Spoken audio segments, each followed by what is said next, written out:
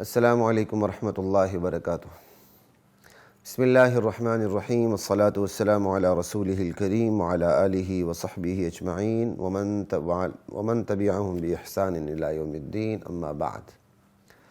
خواتین و حضرات، دورہ قرآن کی نشریات کے ساتھ خلیق الرحمن آپ سے مخاطب ہے۔ آج کی اس نشست میں سپارہ نمبر 19 کی چند منتخب آیات پہ بات کر لیتے ہیں۔ اللہ کی ذات مجھے، آپ کو، ہم سب کو قرآن کریم سے اپنا تعلق استوار کرنے کی توفیق عطا فرمائے۔ 19ویں سپارے کی ابتدا ہے، پہلا رکوع ہے اور سورہ فرقان چل رہی ہے اور اس کی آیت نمبر 23 ہے۔ ارشاد باری تعالی ہے، وَقَدِمْنَا إِلَى مَا عَمِلُوا مِنْ عَمَلٍ۔ قیامت کا دن ہوگا، ہم مشرکین کے نیک اعمال تک پہنچیں گے، فَجَعَلْنَاهُ هَبَاءً مَنْثُورًا، اور ہم ان نیک اعمال کو اڑتی ہوئی خاک کر دیں گے۔ اللہ اکبر۔ خواتین و حضرات، قرآن کریم کا اٹل فیصلہ ہے کہ اللہ تعالیٰ مشرک کا کوئی اجر آنے والی زندگی آخرت میں رہنے نہیں دیں گے۔ مشرک کوئی حاتم طائی ہو یا آج کا کوئی بل گیٹس ہو جو ابھی تک ایمان نہیں لایا، اللہ تعالیٰ اسے ایمان کی توفیق عطا فرمائے۔ جتنے مرضی سوشل کام کیے ہوں، سوشل ورک کی ہوں، غریبوں کی مدد کی ہو، پوری دنیا کے ساتھ تعاون کیا ہو، لیکن ایمان کی دولت نہ ہو، اللہ تعالیٰ ان تمام نیک کاموں کا بدلہ دنیا میں شہرت کی شکل میں، دولت کی شکل میں، صحت کی شکل میں، کسی بھی شکل میں دے دیتے ہیں، لیکن آخرت میں بچا کے نہیں رکھتے۔ آخرت میں اجر صرف اور صرف مسلمانوں کی خصوصیت ہے۔ اسی کا ذکر اس آیت کے اندر ہے۔ اللہ کہیں گے قیامت میں جب میدان حشر لگے گا، میری عدالت قائم ہوگی، تو وہاں مشرکین کے نیک اعمال بھی تو ہوں گے، لیکن میں اس وقت ان تمام نیک اعمال کو اڑتی ہوئی خاک کر دوں گا، بے وزن کر دوں گا، ان کا کوئی وزن نہیں ہوگا۔ ابو طالب کو دیکھ لیں، نبی علیہ السلام کی پرورش کی، صحیح بخاری کی حدیث گواہ ہے اس پر، لیکن نبی علیہ السلام کی پرورش تک کا جو عمل ہے، جو نیکی ہے، وہ ابو طالب کے کام نہ آ سکی۔ ٹھیک، ان چیزوں کو یاد رکھیے، غلط فہمی کا شکار کبھی بھی نہ ہو کہ ہم تھوڑا سا کوئی اچھا کام کر لیں اور جنت پہنچ جائیں گے۔ نہیں، جنت پہنچنے کی اول و آخر شرط ایمان ہے، ایمان کے ساتھ پھر اعمال ہوں، بس الیہ یصعد الکلم الطیب والعمل الصالح یرفع۔ ایمان اصل شرط ہے، پھر اس کے ساتھ اعمال ہو تو سونے پہ سہاگا کام آ جاتے ہیں۔ بس اس آیت پر اتنی ہی بات کافی ہے۔ صرف یہ آیت اس لیے ذکر کی تھی کہ ہماری غلط فہمی دور ہو جائے۔ ہم سمجھتے ہیں کہ ہم نے عقیدے کو سمجھے بغیر حج کر لیا، حج کروا لیا، عمرہ کر لیا، عمرہ کروا لیا، لوگوں کی مدد کی، غریبوں کو گھر بنا کے دے دیے، روزی روٹی کا بندوبست کر دیا، دسترخوان لگا دیے، 3 ٹائم دسترخوان لگا دیے تو ہمیں جنت ملے گی۔ ایسا نہیں ہوتا۔ ہاں، اس کے ساتھ اگر ایمان کی دولت ہے تو پھر اللہ کا شکر ادا کریں، نہیں تو پھر فکر کریں۔ ایمان، عقیدہ، نظریہ یہ صحیح ہونا چاہیے، اور یہ دولت صرف قرآن کریم سے ملتی ہے۔ سورہ فرقان کی آیت نمبر 23 پہ ہم بات کر رہے تھے، اب چلتے ہیں سورہ فرقان کی آیت نمبر 27 سے لے کر 31 تک۔ یہی پہلا رکوع چل رہا ہے 19ویں سپارے کا۔ وَيَوْمَ يَعَضُّ الظَّالِمُ عَلَى يَدَيْهِ،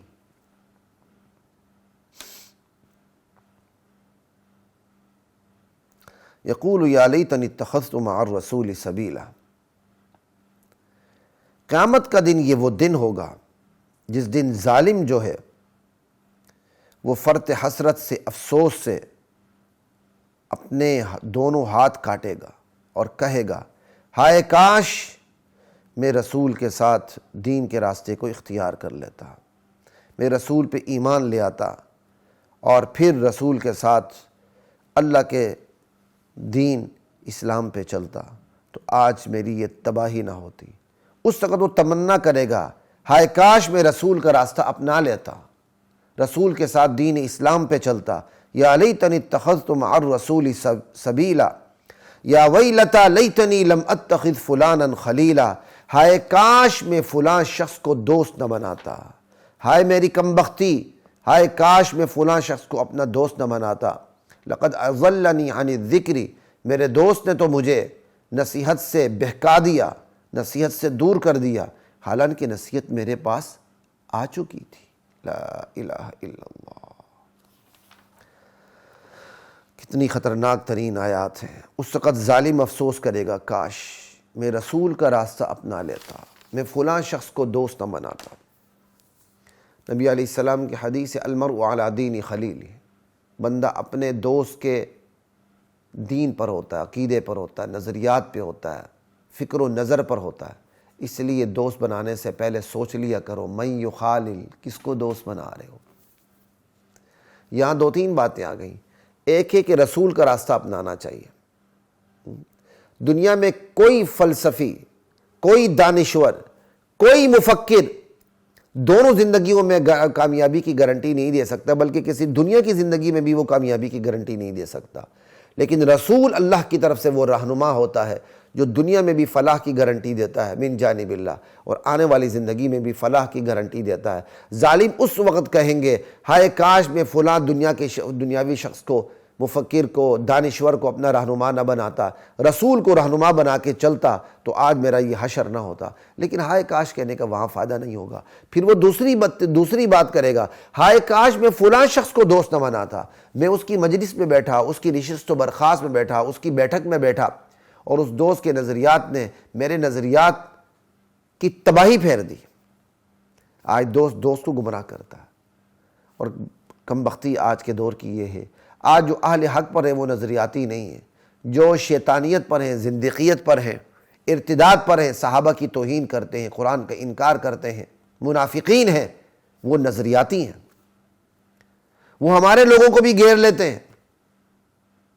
ان کی کوئی لڑکی ہمارے کسی لڑکے کے ساتھ شادی کر لیتی ہے تو اولاد جو نکلتی ہے وہ انہی کی ہوتی ہے، ہماری نہیں ہوتی۔ اس سے بڑی بدبختی ہماری کیا ہوگی؟ اور یہاں قرآن کریم صاف بتا رہا ہے کہ قیامت کے دن بندہ کہے گا میں فلاں شخص کو دوست نہ بناتا، ہدایت تو میرے پاس آ چکی تھی لیکن میرے دوست نے مجھے ہدایت کے قریب پھٹکنے نہ دیا۔ اس لیے خواتین و حضرات دیکھ لیا کریں، خواتین سہیلی کس کو بناتی ہیں، تعلق دار کس کو بناتی ہیں، مرد حضرات، لڑکے، نوجوان دوست کس کو بناتے ہیں۔ اپنی اولاد پہ نظر رکھیے گا، جیسے دوست ہوتے ہیں ویسے ہی نظریات پنپتے ہیں بچوں کے اندر۔ اور پھر رسول کیا کہیں گے؟ وقال الرسول یا ربی ان قوم اتخذوا هذا القرآن مہجورا۔ رسول کہیں گے اے میرے پروردگار، میری اس قوم نے قرآن کو چھوڑ دیا تھا۔ وہاں کسی اور کتاب کی اللہ کے نبی شکایت نہیں فرمائیں گے، کیونکہ قرآن ہے تو پھر بخاری بھی ہے، مسلم بھی ہے، ابو داؤد بھی ہے۔ قرآن نہیں ہے تو پھر کسی نے حدیث سے کیا کرنا ہے؟ کیونکہ جو قرآن کا منکر ہوگا وہ حدیث کا بطریق اولا منکر ہوگا،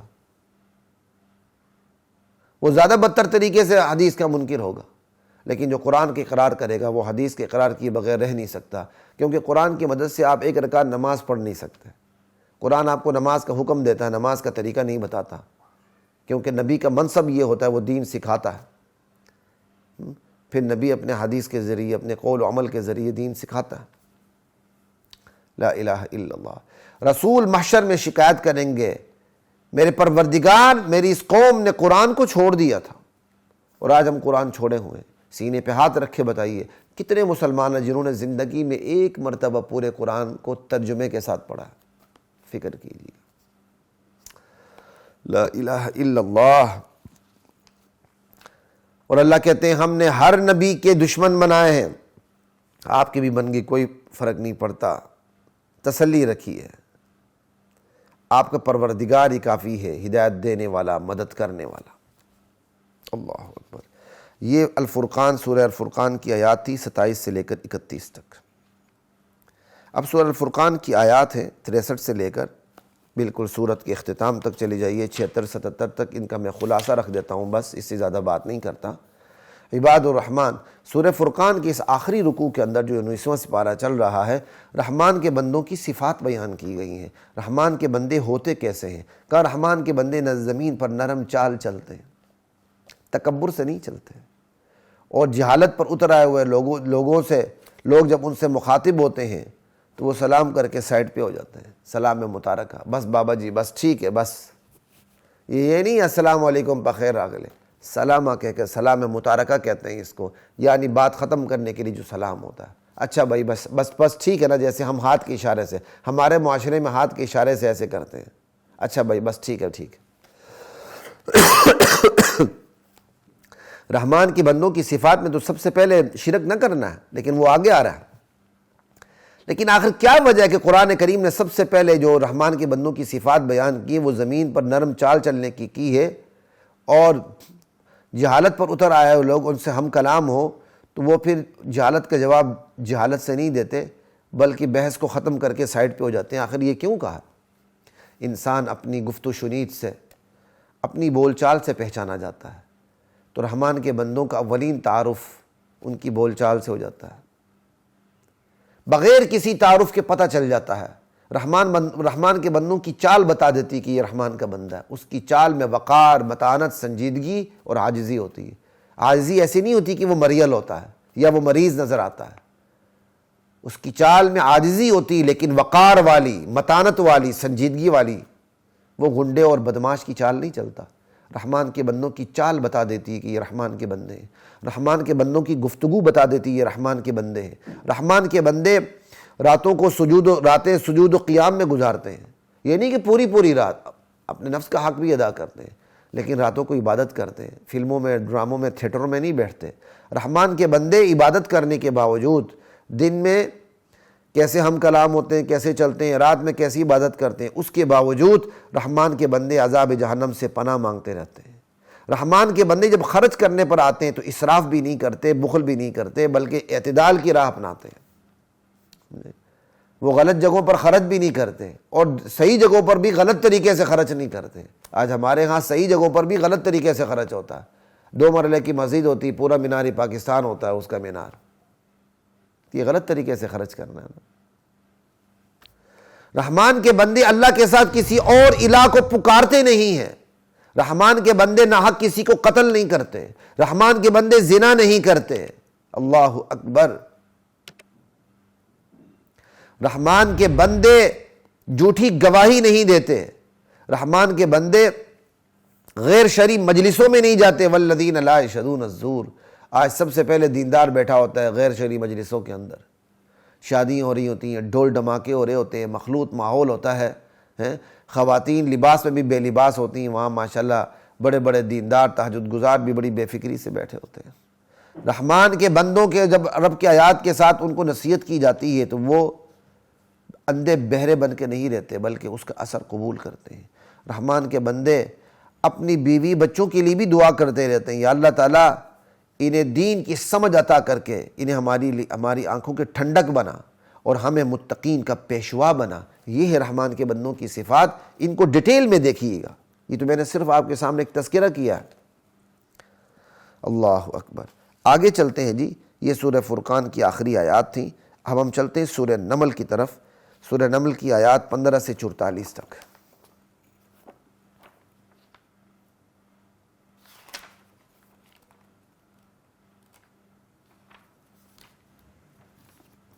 انیسواں سپارہ ہی چل رہا ہے، سورہ نمل کی آیات ہیں 15 سے 44 تک۔ اس کا صرف خلاصہ بیان کر دیتا ہوں۔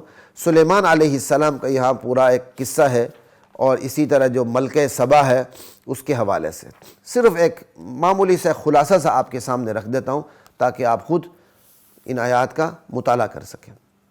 لا الہ الا اللہ۔ سلیمان علیہ السلام کو اللہ تعالیٰ نے وہ بادشاہت دی تھی جو کسی اور نبی کو اللہ تعالیٰ نے نہیں دی، اور سلیمان علیہ السلام کے لشکر میں جنات بھی تھے، انسان بھی تھے، پرندے بھی تھے، اور سلیمان علیہ السلام کو کیا چونٹی کی زبانیں میں بھی آتی تھی، اور کیا کہتے ہیں پرندوں کی زبانیں بھی آتی تھیں۔ یا ایھا الناس علمنا منطق الطیر، لوگوں ہمیں پرندوں کی بولیاں سکھا دی گئی ہیں۔ کیا شاہانہ انداز تھا سلیمان علیہ السلام کا۔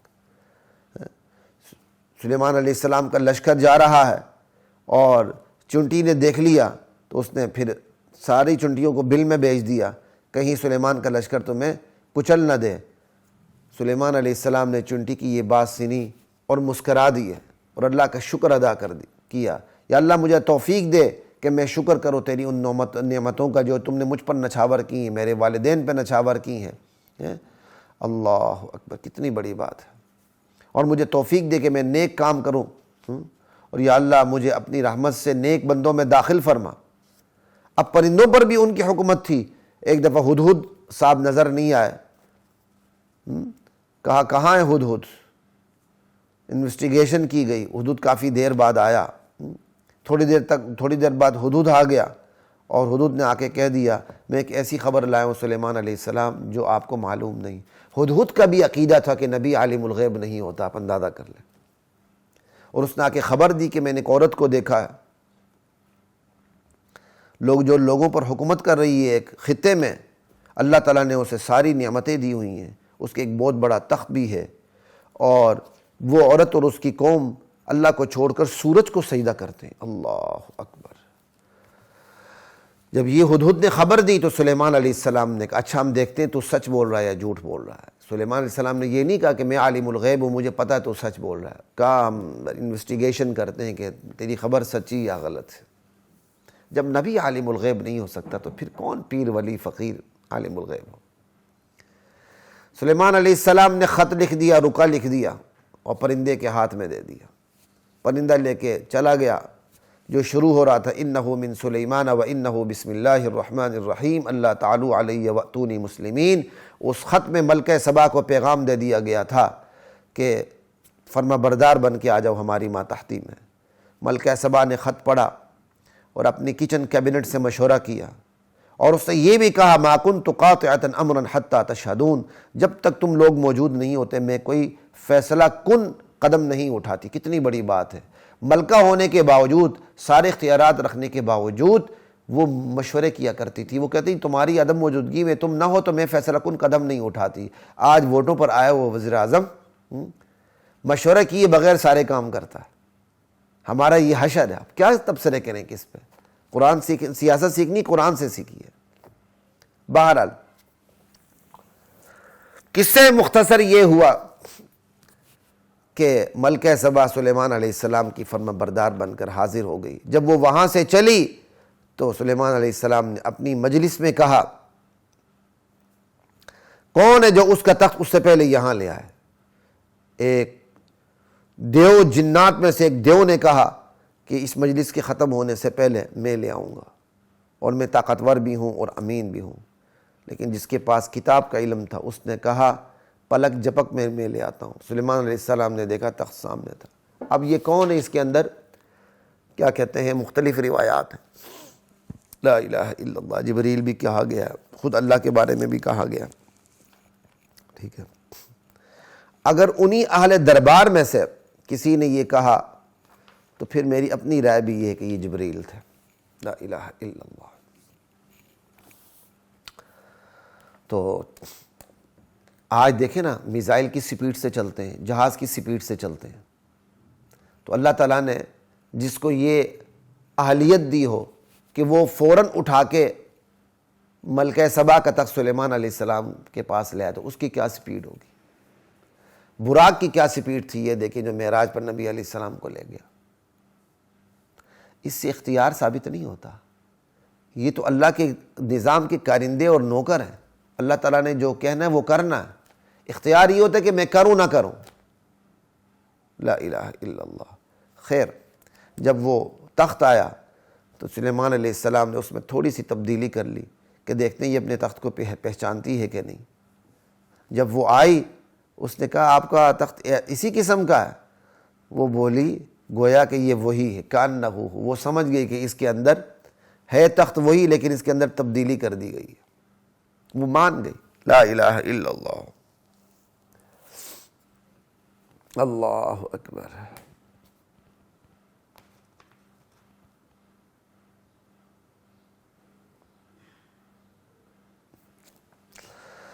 اللہ اکبر۔ وہ مان گئی، اعتراف کر گئی ہمیں آپ کی نبوت کا، اللہ کی قدرت کا تو پہلے ہی علم ہو گیا تھا حدود کے خط لانے سے ہی، اور ہم تو مسلمان ہو چکے تھے۔ ایک پورا قصہ ہے، اس سے جہاں اللہ کی قدرت کا پتہ چلتا ہے وہاں سلیمان علیہ السلام کی شاہانہ بادشاہت کا بھی پتہ چلتا ہے اور ان کی نبوت کا بھی پتہ چلتا ہے۔ 19 سپارے کی منتخب آیات کی تفسیر اپنے اختتام کو پہنچتی ہے۔ انشاءاللہ 20 پارے کی منتخب آیات کی تفسیر کے ساتھ آپ کے ساتھ دوبارہ ملاقات ہوگی. تب تک کے لیے اجازت دیجیے. السلام علیکم ورحمۃ اللہ وبرکاتہ.